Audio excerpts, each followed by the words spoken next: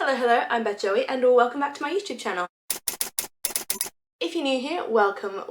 This is the channel where I paint my face, turn my camera on and talk about some books. It has literally taken me, I think, 3 goes to film that intro. It is getting ridiculous because I've said it so many times, but I don't know why I'm stumbling over it. But anyway, that's beside the point. Welcome to this YouTube video. It is very late. I was supposed to put my June reading update up ages ago, like beginning of July, and we are now midway through July, but there were so many other videos and stuff that I wanted to put up before this one, and so this literally just kept getting pushed back and back. Welcome to this video. I'm going to run you through the books that I read in June, what my favorite book was, what my least favorite book was, but we are going to start first of all with some key stats. So the number of books that I read in the month of June was 20, which is insane. One of those was a DNF and 4 of them were rereads, and that's because I reread Heartstopper the entire series again, because I always do that for readathons because it's such an easy way to get points, especially in the Whateverthon where you get so many extra points for having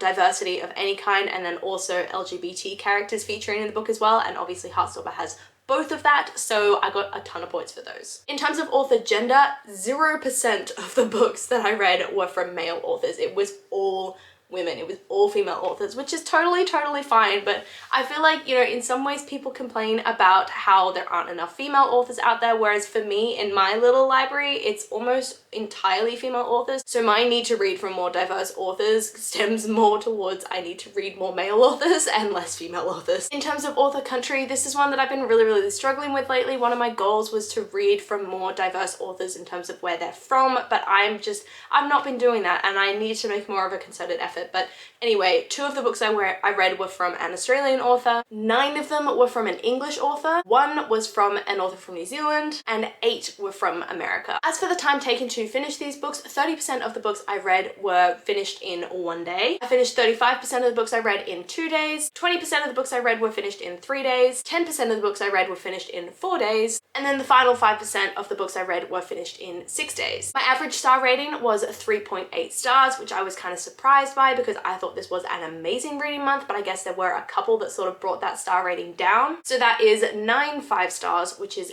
insane, 4 4 stars, 3 3 stars, 2 2 stars, and 2 1 stars. 35% of the books that I read were in the fantasy genre. Then we had 45% romance, 15% mystery, and 5% litfic or literary fiction. In terms of diversity in the books that I'm reading, or the diversity that features in those books, I have 5 goals for things that I want to see more of in the books that I'm reading. So those 5 sort of diversity goals are more people of color as like the characters in the books, more LGBT characters in the books, more mental health rep, more body positivity themes, and more themes of religion and spirituality. And this month did not disappoint. 90% of the books that I read had people of color featuring as significant or like main characters. 90% of the books I read had LGBT characters. 55% of the books that I read had mental health rep. 30% of the books that I read had themes of religion and or spirituality. And then just 5% of the books I read had themes of body positivity, but you know, I'm working on that one. That one's always low, but I need to work on that one more. And then 0% of the books I read had no sort of diversity theme in them. So it was incredibly amazing to me that I managed to completely meet this goal this month. For primary format, I read 11 paperbacks and 2 hardbacks, 1 ebook, 2 audiobooks, and 4 graphic novels, and obviously the graphic novels were the Heartstopper series. In terms of book acquisition, I failed on this front. 40% of the books that I read were 2022 purchases, aka I bought way too many books. 25% of the books were pre-2022 purchases, so I am still making my way through my backlog. 35% of the books were library books, which is always high because I always get tons and tons of books from the library. As for the page count, my average page count for the month for each book was 383 pages, which had me reading approximately 256 pages per day on average. And then my total page count for the month was 7,667 pages, which is nuts. In terms of series versus standalone, my goal this year is to read a lot more books in series that I have started and haven't finished, so I just want to get through some of those series, and this month I did well. 50% of the books that I read were in part of a series. 20% of the books I read were standalone, 10% of the books I read were part of a trilogy, and 20% of the books I read were part of a duology. So those are my key stats. Now we are jumping into the worst book of the month, and there are 2 ways that I could go with this. Now usually what I do with worst book of the month is my worst book of the month tends to be the one that I DNF'd. So it just sort of falls that if I didn't like a book so much that I had to put it down, then that usually means that was the worst book of the month. But for me, the book that I DNF'd this month was She Who Became the Sun by Shirley Parker Chan, and I will link up above and down below the video where I talk about the full sort of list of reasons why I DNF'd this book.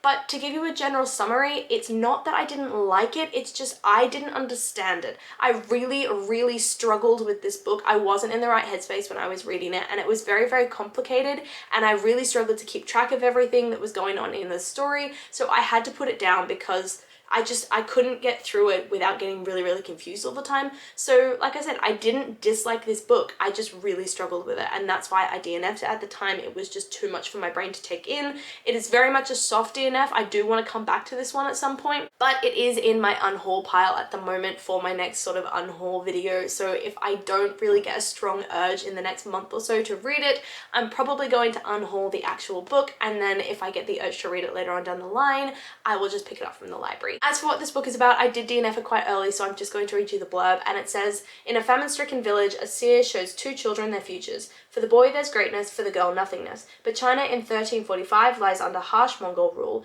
and the other villagers can't imagine how the boy, Zhu Chongba, might find success. And indeed, when bandits seize the village, Zhu Chongba dies. Desperate to survive, the girl steals her brother's identity to enter a monastery. There, Zhu learns to be ruthless to avoid her fated death. But when her sanctuary is destroyed by war, Zhu is cast back into the world. To stay alive, she must claim her brother's great destiny as her own and rise as high as she can dream." But yeah, it sounds amazing, and I really wanted to love it, but I just wasn't able to get through it. So unfortunately, that's why I DNF'd it, but that does not make it my worst book of the month. My worst book of the month is actually one that I enjoyed, but I have to make it my worst book because it was 1 star in terms of what I rated it, and it was just so incredibly problematic that I could not say that it was a good book, and that is Twisted Love by Anna Huang. I genuinely enjoyed reading this book, but it was not by any means a good book. As for what this book is about, it is a dual perspective story following a rich sort of billionaire, very mysterious and dangerous man by the name of Alex Volkov, and then a very sunshiny girl with a very sort of dramatic and dark past whose name is Ava Chen, I believe. Alex Volkov all his life has been driven by a tragedy that tore his whole life apart, and he has been set on revenge ever since it happened. As a result, he has little room for anything that involves the matters of the heart, and he is very much set on not making personal relationships with anyone until one day his friend Josh Chen decides that he's going to move to Africa, I think, for sort of Doctors Without Borders thing, and Josh asks Alex to look after his sister Ava. Ava is a free spirit who is trapped by nightmares of a childhood that she can't remember. But despite her broken past, she is set on finding the beauty in the world and breaking down the walls that Alex Volkov puts up around himself and his heart. Theirs is a love that is definitely never supposed to happen and never supposed to work, but somehow the two find common ground and start up a relationship that unleashes secrets that could destroy both of their lives completely. This was a book that I bought at the very end of Whateverthon. I'll link up above and down below the video where I actually purchased this book and talked a bit more about why I bought it, but the general gist of why I bought it was because I heard it had great smut, and I was doing a 24-hour readathon where I didn't stop reading for 24 hours straight. I stayed up all night, and I just really needed something easy to read, and this was that. When I finished this book, I honestly had no clue how to rate it because I bought it for the smut and I bought it for the sort of enjoyableness, which completely isn't a word, but I bought it for the enjoyment rather than knowing that it would be a good book. I knew that it probably wasn't. I'd seen people talk about it, so it felt kind of unfair to give it 1 star, but to be honest, I can't give it any more than that because it wasn't a book with an overly complex plot. It was very simplistic, very stereotyped, and it was completely impossible to take seriously. The two characters themselves, Alex and Ava, are incredibly problematic, and their relationship itself is incredibly toxic because Alex has this belief that no one is allowed to go anywhere near Ava without his permission. He has an incredible jealous streak, and his entire relationship with her is built on a lie and built on a manipulation of her and her family, which is just so incredibly wrong. I liked at the end that Ava made him work for her forgiveness, but I hated at the end that she basically fell apart about as a character when their relationship sort of went through that third act conflict. She was just unable to sort of make a life for herself until he came back into the picture, and then all of a sudden she was set on continuing with her life. There were major plot holes throughout this story. The writing was not great. There were so many moments where I was like, that sentence doesn't make sense. I'm editing this book as I'm reading it, and it was just a lot. But despite the fact that it was incredibly problematic, incredibly predictable, and it had me rolling my eyes constantly, the book was very addictive, and I finished the entire series within a couple of days. But yeah, 1 star for this book. It was my worst book of the month. I really enjoyed reading it, but I can't say it was good. Now we are on to my best book of the month, and I will link up above and down below the video where I talk about this in more detail, because I went on a full-on rant about how much I loved this book. This book changed me, and it made me a stereotypical like book girly, because you know, this book is so hyped up and people really love it, and I was kind of like, no, I'm not going to be one of those girls that's like, oh yeah, this book is amazing. I'm gonna be like critical when I read it, but man, this book hit different. It floored me. It was just, I finished the book and genuinely didn't know what to do with my life, and that book is The Invisible Life of Addie LaRue by V.E. Schwab. I was really surprised that I would like this book, because I DNF'd the series, I guess, after I finished reading A Darker Shade of Magic, and I was kind of like, okay, V.E. Schwab's not for me. So I went into this book going, this author's not for me, but I've heard so many people talk about how amazing this book is, so I've got to give it a go.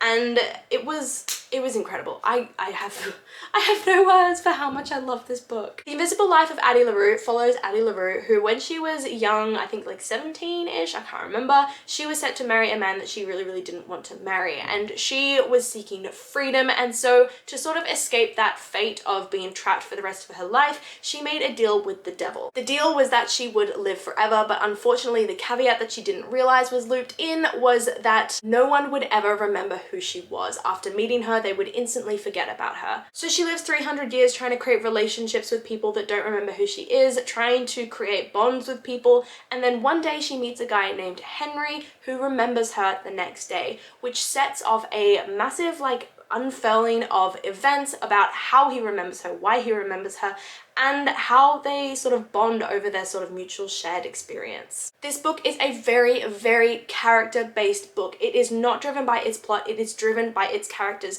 and that was something where I was like, I'm not gonna like this book because I don't like character-based books. But this book turned me. I genuinely fell in love with Henry and Addie. It hit different. And I think this book is perfect for everybody out there who's worried about the mark that they're going to leave on the world, because Addie proves to you that even if you don't see the potential mark that you're leaving on the world, you don't see that physically manifesting, even if you don't see that physical imprint, you have left a mark on the world. And for Addie, that was through artwork. People were able to remember her, or she was able to sort of plant ideas in their head through artwork, so that even though they didn't remember who she was and their experience with her, she was able to leave that imprint. The ending of this book I'm not going to talk about because obviously massive spoilers, but it just had me cheering on the inside for Addie, because it was the perfect way of her sort of finding a way to turn the tables on the person that cursed her, and also of finding a way to leave her mark on the world without sort of intentionally doing so through Henry. But yeah, this book was absolutely incredible to me. It was so beautifully written. I felt it was so perfectly paced, despite the fact that there was no like plot really driving you forward. It was just an examination of someone who made a decision that they later regretted, and then still found a way to make the best of what they had and push through and be stubborn and, you know, fight back in whatever way that she could, and then eventually sort of win, I guess, in the end in her own little way, or be on the path to winning. So I love this book. It is so in line to be my favorite book of the year.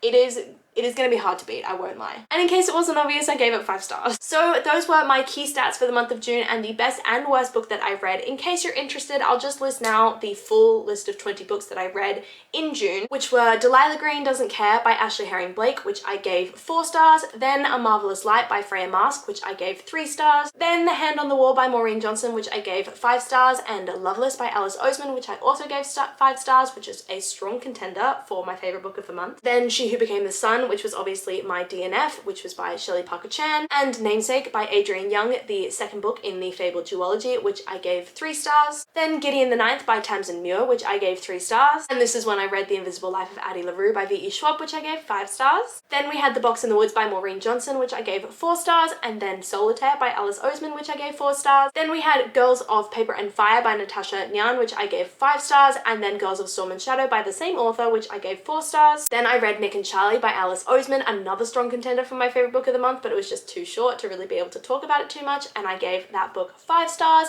And then we went into the Twisted series, so we started with Twisted Love, which I gave 1 star, Twisted Games, which I gave 2 stars, and Twisted Hate, which I gave 2 stars as well, and these were all by Anna Huang. So that is my June reading update. As I said at the beginning of the video, let me know down below what you read in the month of June, if you've read any of these books, what else you've read, if you've loved the books, if you've hated the books. Just tell me all about your month of June and how it went for you. I love to chat to you guys in the comments down below, and I do my best to reply to every single comment. I really hope that you liked this video, and if you did, please do let me know by hitting the like button down below, hitting subscribe, and hitting that notification bell to be notified when I release new videos. They're all down here. I don't know where, so I'm just going to do some funny gestures about where they are, and I will see you lovely people in my next video.